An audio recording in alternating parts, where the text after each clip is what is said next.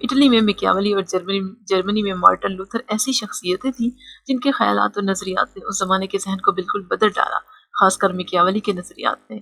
ایک تو وہ قرون وسطیٰ کے سیاسی نظریات سے بالکل بیزار تھا، اور دوسرے اس زمانے کے مروج و مسلمہ مذہبی رجحانات اور خیالات سے۔ دونوں نے مذہبی اور سیاسی زندگی کے بارے میں انقلابی تصور پیش کیے۔ میکیاولی 1469 میں اٹلی میں پیدا ہوا۔ اس نے عجیب و غریب ماحول میں آنکھ کھولی۔ اس کے ملک میں سیاسی اتحاد کی ہمیشہ زبردست خواہش رہی، لیکن وہ پوری نہ ہو سکی۔ ملک متعدد چھوٹی اور بڑی مملکتوں میں منقسم تھا، جن میں قومی اتحاد اور یکجہتی کے جذبے کا فقدان تھا۔ غیر ملکی طاقتیں ملک کے بڑے حصے پر قابض تھیں۔ اطالوی قوم پرستی کا وجود تک نہ تھا، لیکن اس کے باوجود 15ویں صدی کے آخر میں اٹلی کے باشندے سارے یورپ کے مسلمہ، علمی، ذہنی اور تہذیبی لیڈر تھے۔ انہیں اس پر فخر تھا کہ وہ قدیم رومۃ الکبریٰ یا عظیم رومی شہنشاہیت کے وارث ہیں، لیکن دوسری طرف خود ان کے ملک کی سیاسی حالت حد درجہ ابتر اور زبون تھی۔ سیاسی اعتبار سے ملک ایک نہ تھا۔ میکیاولی کے زمانے میں اٹلی کے متعدد بے حصے پر پاپائے اعظم کی سلطنت قائم تھی۔ وہ متحدہ اٹلی کا مخالف تھا، کیونکہ اٹلی کے متحد ہو جانے سے اس کی سلطنت ختم ہو جاتی۔ شمالی اٹلی مقدس رومن شہنشاہیت کے زیر نگین تھا، اور جنوبی اٹلی اسپین کے زیر تسلط تھا۔ اس کے علاوہ متعدد چھوٹی بڑی شہری مملکتیں تھیں، اور ان میں سے ہر ایک کو اپنی آزادی بے حد عزیز تھی۔ پھر 1494 میں فرانس نے بھی اٹلی کے ایک حصے کو ہڑپ کر لیا، اور اس کے بعد بھی اٹلی مختلف یورپین ملکوں کے تسلط کی آمجگاہ بنا رہا۔ اس انتشار کی ذمہ داری ایک حد تک اٹلی میں پھیلے ہوئے سیاسی نظریات اور خیالات پر بھی تھی۔ اس کی ذہنی ترقی 15ویں صدی عیسوی میں حد کمال کو پہنچ چکی تھی، اور اس کا نتیجہ یہ نکلا کہ اٹلی والے ان تمام پابندیوں سے آزاد ہو گئے جو انسان کو بے لگام اور بے باک ہونے سے روکتی ہے۔ ان میں خاندان، برادری اور قوم سے محبت کا جذبہ بالکل ختم ہو گیا۔ وہ وفاداری کو سب سے بڑی اخلاقی کمزوری سمجھنے لگے، اور صرف بہادری اور اولوالعزمی کو انسانی سیرت کا سب سے زیادہ قابل قدر وصف سمجھنے لگے۔ اس زمانے میں لڑائی کے طور طریقوں اور اسلحہ کی جنگ میں مختلف ایجادوں، مثلاً توپ اور بندوق کی وجہ سے زبردست تبدیلیاں ہوئیں، اور اس وجہ سے فن سپہ گری ایک مستقل پیشہ بن گیا، اور اٹلی کی چھوٹی چھوٹی مملکتیں چھوٹی ہونے اور ان کے وسائل آمدنی معقول نہ ہونے کی وجہ سے اس قابل نہ تھی کہ بڑی مستقل فوجیں رکھ سکیں۔ اس لیے وہ اپنے دشمنوں سے مقابلے کے وقت پیشہ ور سپاہیوں سے کام لینے لگی۔ یہ پیشہ ور سپاہی مختلف مملکتوں کی فوجوں میں اس لیے بھرتی ہونے لگے کہ موقع پا کر ان مملکتوں پر قابض ہو جائیں۔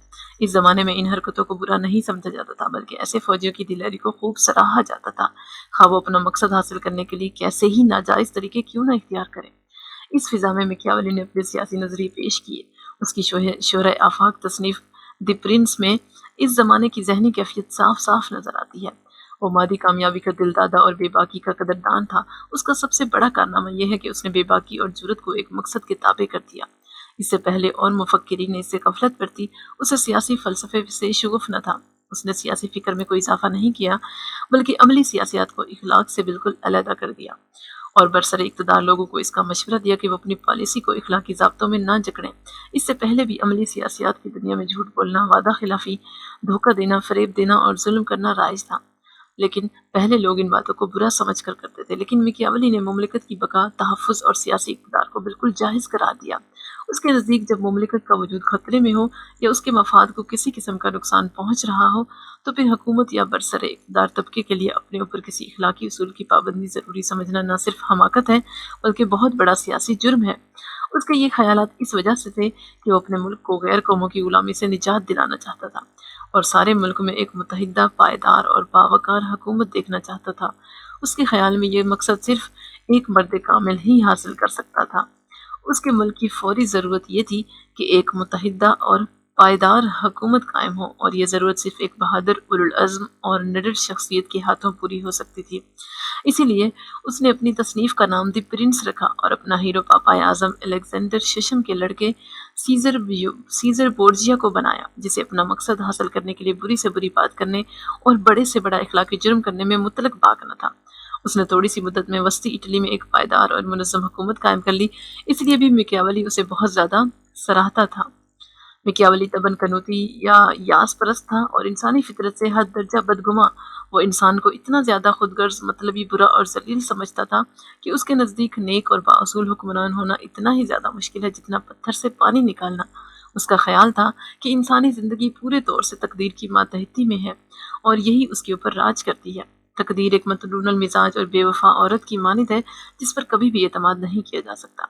اسی کے ساتھ جبر و قوت بھی انسان کی ہمت اور آزمائش میں پوری طرح سے شریک ہے۔ انسان ان دونوں دشمنوں پر اس وقت تک کامیابی حاصل نہیں کر سکتا جب تک کہ وہ خود اپنے میں ان صلاحیتوں کو نہ پیدا کرے جو ان پر فتح پانے کے لیے ضروری ہیں، یعنی تقدیر کی طرح ہر قسم کی دغا بازی اور فریب دہی سے کام لے، اور جس طرح سے جبر اور تشدد کسی شخص یا موقع کا لحاظ نہیں کرتا، اسی طرح انسان کو بھی اپنے مقصد کو حاصل کرنے کے لیے ہر اخلاقی پابندی سے بالکل آزاد ہونا چاہیے۔ وہ تقدیر کی تلون مزاجی اور جبر و تشدد کے دباؤ کو انسان کی پوشیدہ فطرتی قوتوں اور صلاحیتوں کو بیدار کرنے کا مؤثر ترین ذریعہ ٹھہراتا ہے۔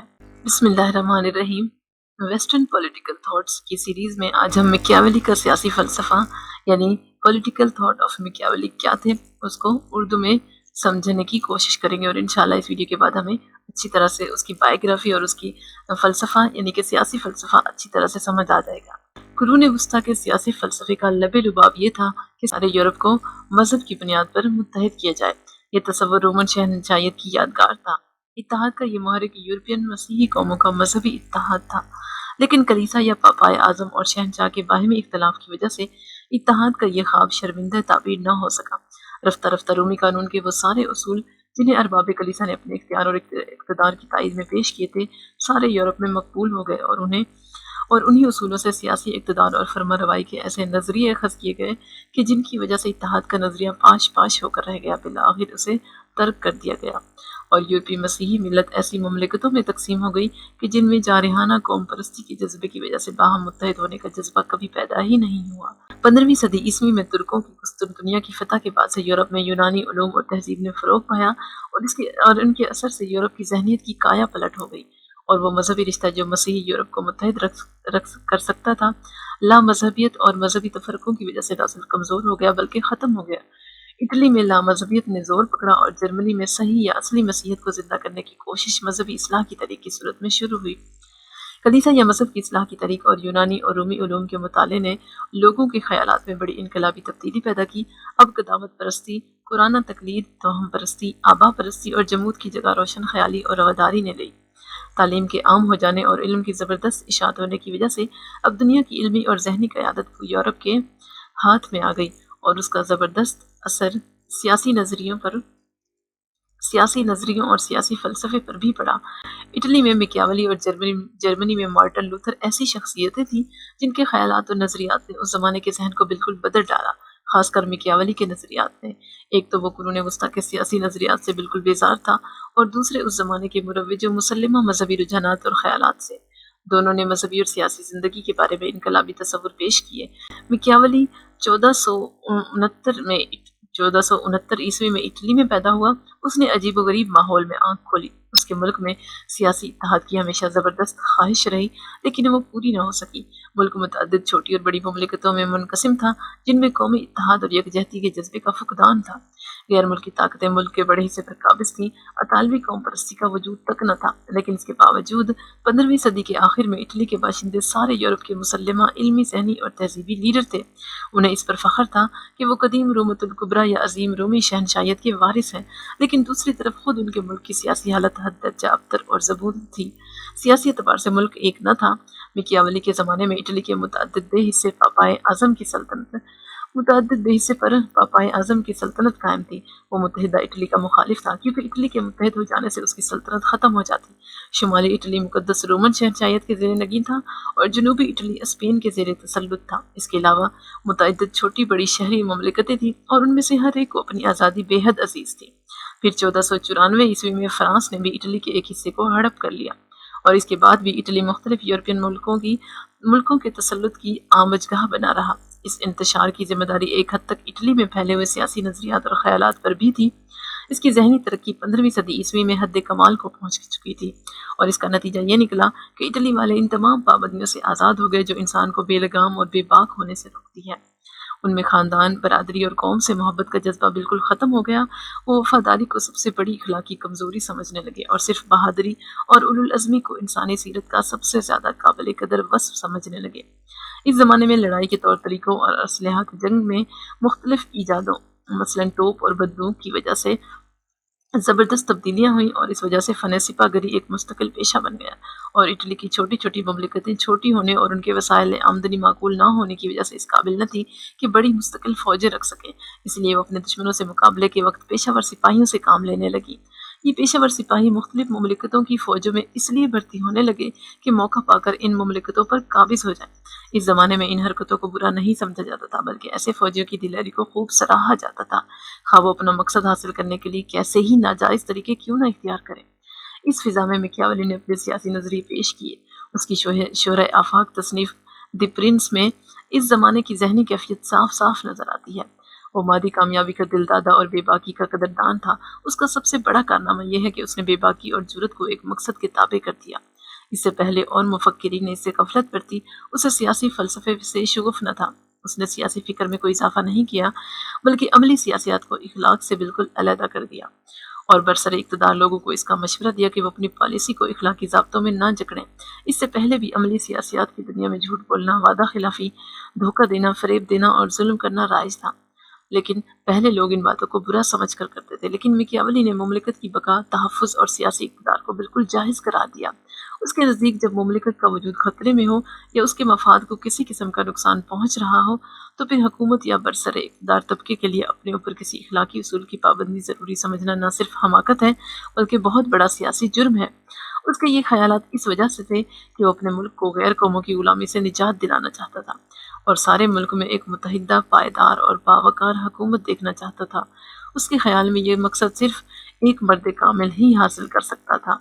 اس کے ملک کی فوری ضرورت یہ تھی کہ ایک متحدہ اور پائیدار حکومت قائم ہو، اور یہ ضرورت صرف ایک بہادر، اولوالعزم اور نڈر شخصیت کے ہاتھوں پوری ہو سکتی تھی۔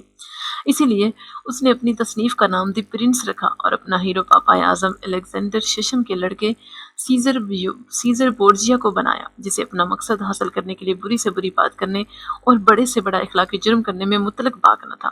اس نے تھوڑی سی مدت میں وسطی اٹلی میں ایک پائیدار اور منظم حکومت قائم کر لی، اس لیے بھی میکیاولی اسے بہت زیادہ سراہتا تھا۔ میکیاولی طبعاً قنوتی یا یاس پرست تھا، اور انسانی فطرت سے حد درجہ بدگماں۔ وہ انسان کو اتنا زیادہ خود غرض، مطلبی، برا اور ذلیل سمجھتا تھا کہ اس کے نزدیک نیک اور بااصول حکمران ہونا اتنا ہی زیادہ مشکل ہے جتنا پتھر سے پانی نکالنا۔ اس کا خیال تھا کہ انسانی زندگی پورے طور سے تقدیر کی ماتحتی میں ہے، اور یہی اس کے اوپر راج کرتی ہے۔ تقدیر ایک متنون المزاج اور بے وفا عورت کی مانند ہے جس پر کبھی بھی اعتماد نہیں کیا جا سکتا۔ اسی کے ساتھ جبر و قوت بھی انسان کی ہمت اور آزمائش میں پوری طرح سے شریک ہے۔ انسان ان دونوں دشمنوں پر اس وقت تک کامیابی حاصل نہیں کر سکتا جب تک کہ وہ خود اپنے میں ان صلاحیتوں کو نہ پیدا کرے جو ان پر فتح پانے کے لیے ضروری ہیں، یعنی تقدیر کی طرح ہر قسم کی دغا بازی اور فریب دہی سے کام لے، اور جس طرح سے جبر اور تشدد کسی شخص یا موقع کا لحاظ نہیں کرتا، اسی طرح انسان کو بھی اپنے مقصد کو حاصل کرنے کے لیے ہر اخلاقی پابندی سے بالکل آزاد ہونا چاہیے۔ وہ تقدیر کی تلون مزاجی اور جبر و تشدد کے دباؤ کو انسان کی پوشیدہ فطرتی قوتوں اور صلاحیتوں کو بیدار کرنے کا مؤثر ترین ذریعہ ٹھہراتا ہے۔ اس نے انسانی اخلاق کی دو قسمیں کی، ایک عینی اور دوسری واقعی۔ اسے پہلے کی خوبیوں سے انکار نہیں، لیکن اس کے لیے یہ محض ایک نصب العین کی حیثیت رکھتا ہے، اور اس پر صرف اسی صورت میں عمل ہو سکتا ہے جب ایسے اخلاقی اصولوں پر پورے طور سے عمل کیا جائے جو انسانی فطرت اور جبلت کی کوتاہیوں اور خامیوں، تقدیر کی شرارتوں اور دغابازیوں اور جبر و تشدد کی سختیوں کو دور کر سکے۔ اس کے نزدیک سیاسی استحکام کے لیے مذہب اور روحانیت مفید بھی ہیں اور ضروری بھی۔ رومی تاریخ کے مطالعے سے وہ اس نتیجے پر پہنچا کہ مذہب بہت بڑی اہم سیاسی خدمت انجام دے سکتا ہے، اسی لیے وہ برسر اقتدار طبقے یا حکمران کو اس کا مشورہ دیتا ہے کہ وہ مذہب کو سیاسی مقاصد اور اغراض کے حصول کے لیے پوری طرح استعمال کریں، خواہ ان کی غرض محکوموں میں ہر دل عزیزی حاصل کرنا ہو، خواہ ان میں وفاداری اور فداکاری کے جذبے ابھارنے ہوں۔ اس کے نزدیک مذہبی جذبات کو ابھارنے سے لوگوں کو متحد کیا جا سکتا ہے، اور اس کے ذریعے لوگوں کو حکومت کا پورے طور سے فرما بردار بنایا جا سکتا ہے۔ اس طرح سے وہ مذہب کو سیاست کا اعلیٰ کار بناتا ہے۔ وہ اخلاق اور مذہب کا منکر نہیں تھا، لیکن وہ ان دونوں کو سیاسیات یا مملکت کی ماتحتی میں رکھتا ہے، اور کہتا ہے کہ اصل چیز سیاسی طاقت ہے۔ حکمران تمام اخلاقی خوبیوں کو اختیار کر سکتے ہیں، لیکن جس وقت ان اصولوں پر چلنے سے سیاسی قوت کو کسی قسم کا صدمہ پہنچنے لگے یا اس کی وجہ سے وہ کمزور ہونے لگے، تو پھر انہیں فوراً ان اصولوں کو خیر باد کہہ دینا چاہیے۔ اس طرح سے اس کے نزدیک اس میں بھی کوئی مذائقہ نہیں کہ حکمران یا برسر اقتدار طبقہ مذہب کی پابندی کرے، لیکن اگر اسے سیاسی قوت میں ذرا بھی کمزوری واقع ہو تو اسے ترک کرنے میں کوئی باک نہ ہونا چاہیے۔ اسے خالص روحانی اور مذہبی معاملوں سے متعلق کوئی دلچسپی نہیں۔ سیاسی اقتدار کو برقرار رکھنے کے لیے حکمران کے لیے ہر چیز جائز اور روا ہے، خواہ وہ مذہب اور اخلاق کے موافق ہو یا مخالف۔ ویسے وعدوں کی پابندی کرنا اور اپنی بات کا پاس رکھنا بادشاہوں یا حکمرانوں کے لیے بہت بڑی خوبی ہے، لیکن چونکہ عام طور سے لوگ بے ایمان اور دغاباز ہوتے ہیں، اسی لیے ان کے یعنی حکمرانوں کے لیے وعدوں کا نبھانا نہ صرف غیر ضروری بلکہ سیاسی مصلحتوں کی بنا پر قطعی نامناسب ہے۔ ان کو اپنے افعال میں لومڑی کی طرح ہونا چاہیے، یعنی مکاری سے کام لینا چاہیے۔ وہ دنیوی شان اور شوکت کا دل دادا تھا۔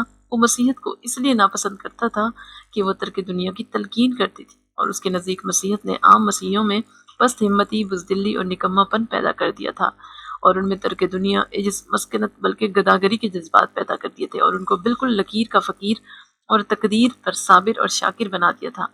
وہ دنیوی شان و شوکت پر سچائی، دین، ایمان، سب کچھ قربان کر دینا بالکل جائز اور مناسب سمجھتا تھا، کیونکہ اس کے نزدیک اصل چیز دنیا اور مادی فائدے ہیں۔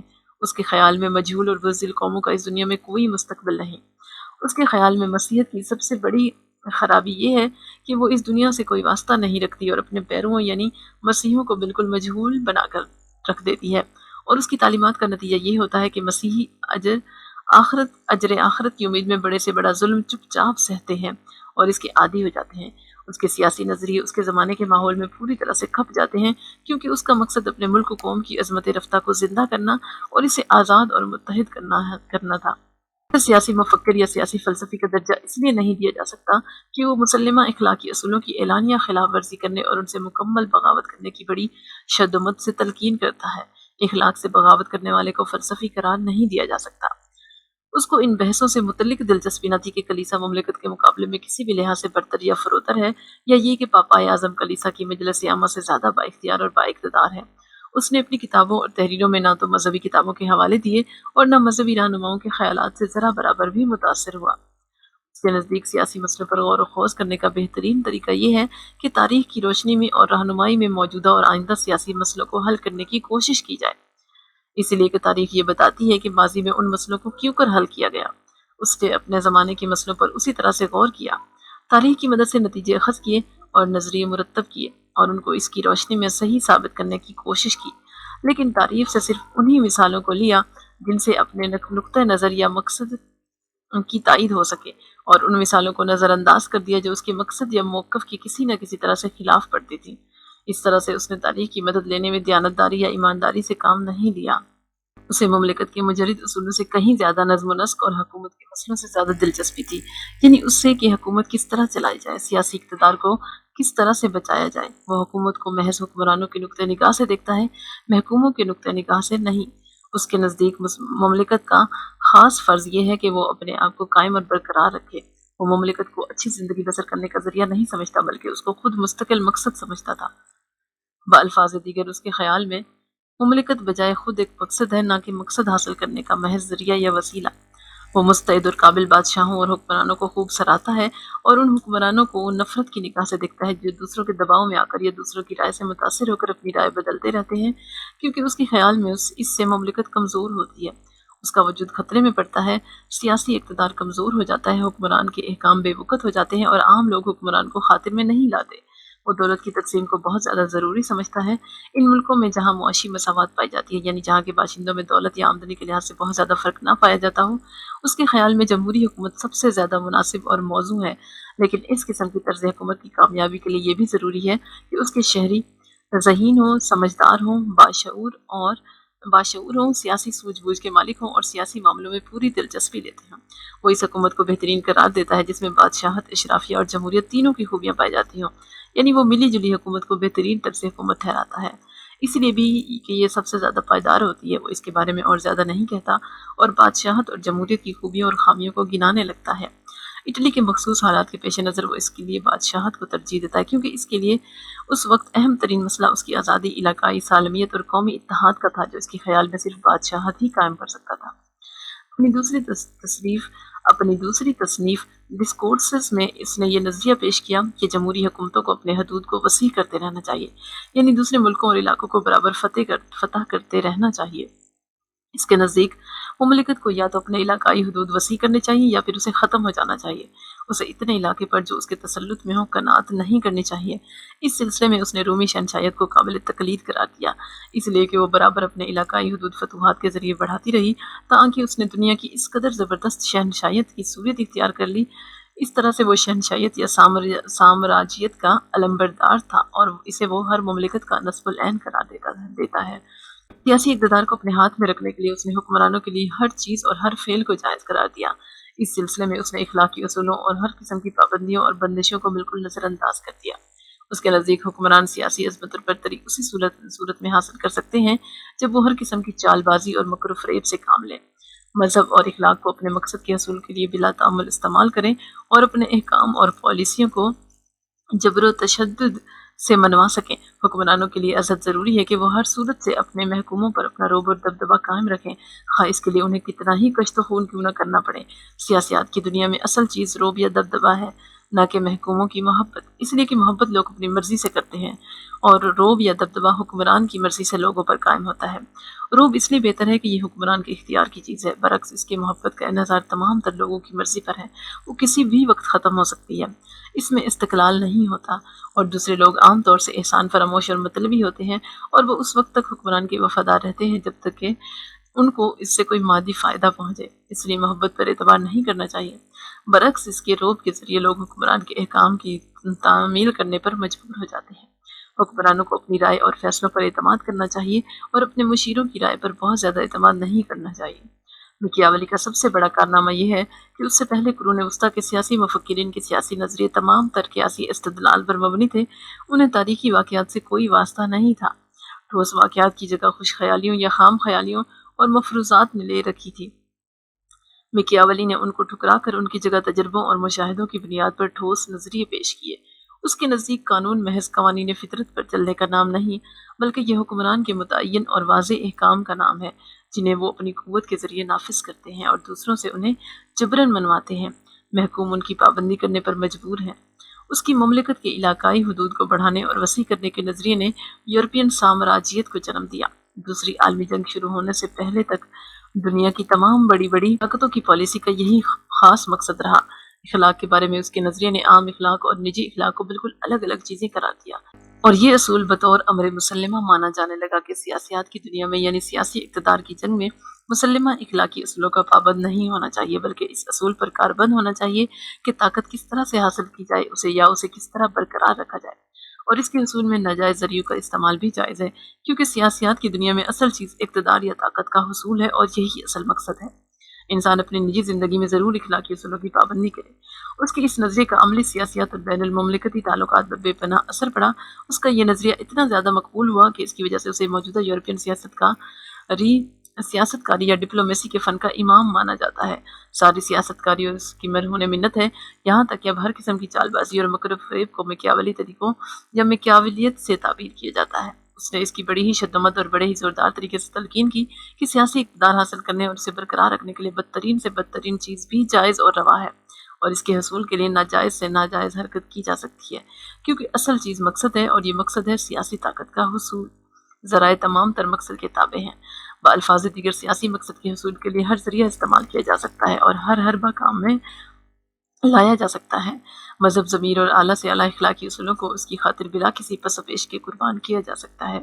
چونکہ وہ سیاسی اقتدار اور قوت کا پرستار تھا، اسی لیے وہ جانباز، مکار، فریبی اور دغاباز حکمرانوں کی بے حد تعریف کرتا ہے۔ مثلاً اس نے پاپائے اعظم الیگزینڈر ششم کے لڑکے سیزر بورجیا کو انہی وجہوں کی بنا پر بہت زیادہ سراہا ہے۔ اس نے یہ نظریہ بھی پیش کیا کہ اپنے ملک کا اتحاد برقرار رکھنے اور سیاسی قوت کو اپنے ہاتھ میں رکھنے کی خاطر ساری دنیا کو جنگ میں مبتلا کیا جا سکتا ہے، کیونکہ اس دنیا میں سب سے بڑھ کر اپنا ملک ہے اور اپنی قوم کا مفاد اس کی فوقیت اور برتری کو ہر طرح سے قائم کرنا چاہیے۔ اپنی قوم اور اپنے ملک کو ہمیشہ برسر حق سمجھنا چاہیے اور انہیں ہر طرح سے مضبوط بنانا چاہیے۔ ان کی سربلندی کے لیے مذہب اور اخلاق کو قربان کیا جا سکتا ہے۔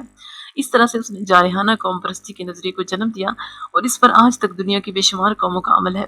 پچھلی دونوں عالمی جنگیں بڑی حد تک اسی کی وجہ سے برپا ہوئیں، اور آج بھی دنیا میں مستقل امن کے قیام کے راستے میں سب سے بڑی رکاوٹ بھی یہی ہے۔ اس نے بنی نوع انسان کو متحارب گروہوں میں تقسیم کر رکھا ہے، جس کی وجہ سے باوجود بہم کوشیوں کے بین الاقوامیت اب تک مورز وجود میں نہیں آ سکی اور اس کی وجہ سے انسانی تہذیب اور اخوت کو ناقابل تلافی نقصان پہنچا ہے، اور جمعیت الاقوام بالکل ناکام ہو گئی، اور اب ادارہ اقوام متحدہ بھی اس کی وجہ سے صحیح معنوں میں مؤثر بین الاقوامی ادارہ نہیں بن سکا۔ مکیاولی وہ سب سے پہلا سیاسی مفکر ہے جس نے قومی غیر مذہبی مقتدر اعلیٰ اور وحدانی مملکت کا واضح اور غیر مبہم تصور دنیا کے سامنے پیش کیا، جسے دوسری یورپین مملکتوں نے تمام و کمال اختیار کیا، یہاں تک کہ سارا یورپین سیاسی نظام ہی اس کی بنیاد پر قائم ہوا۔ اس نے قرون وسطیٰ کے اس نظریے کو بالکل مسترد کر دیا کہ مملکت کے اندر خود مختار یا با اختیار انجمنیں یا گلدز ہو سکتی ہیں۔ وہ اقتدار اعلیٰ کے اس بنیادی نظریے کا زبردست حامی اور علمبردار تھا کہ مقتدر اعلیٰ کو مملکت کے جملہ اندرونی معاملوں میں بلا شرکت غیر بالادست اور خارجی معاملوں میں بالکل آزاد ہونا چاہیے۔ اس نے کلیسا اور ارباب کلیسا کے اقتدار پر زبردست حملہ کیا۔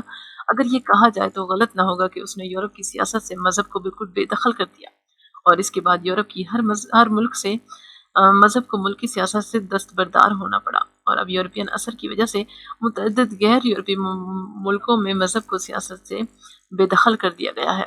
اس کے سیاسی نظریے کا دوسری طرف عملی سیاسیات پر یہ اثر پڑا کہ اعلیٰ اخلاقی اصولوں کو حکومت کی پالیسیوں میں نظر انداز کیا جانے لگا، اور مملکت کی کامیابی کا معیار صرف یہ قرار پایا کہ مادی اعتبار سے کسی حد تک کامیابی نصیب ہوئی۔ سیاسی مقصد کے حصول کے لیے اس کی تعلیم پر سیاستدانوں نے عمل پیرا ہو کر ہر ذریعے کو جائز ٹھہرانا شروع کیا۔ اس طرح سے اس کے نظریے سے متاثر ہو کر عملی سیاسیات کے میدان سے اخلاق کو بھی نکال باہر کیا۔